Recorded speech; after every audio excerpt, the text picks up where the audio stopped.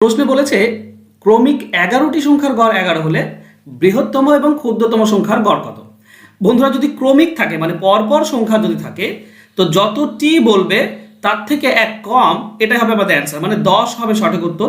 বৃহত্তম এবং ক্ষুদ্রতম সংখ্যার পার্থক্য হচ্ছে 10। কি করে দেখো, গড় যদি 11 হয় তো মাঝেরটা 11। এবার এদিকে 5টি সংখ্যা হবে, 5টি, তাই মুখে মুখে বলি 10, 9, 8, 7, 6। আর এদিকে হবে 5টি সংখ্যা, কি কি না 12, 13, 14, 15, 16। তাহলে বৃহত্তম এবং ক্ষুদ্রতম সংখ্যার পার্থক্য হবে 10।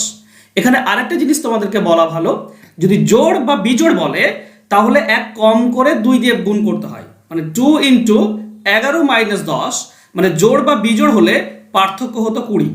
ঠিক আছে, ক্রমিক সংখ্যা হলে জাস্ট এক কম হয়, অর্থাৎ 10 হবে সঠিক উত্তর। আশা করছি বুঝতে পেরেছো। যদি বুঝতে পেরে থাকো তো এই একটা তোমাদের হোমওয়ার্ক থাকলো, এটার অ্যান্সার তোমরা কমেন্ট বক্সে কমেন্ট করে দাও। ধন্যবাদ।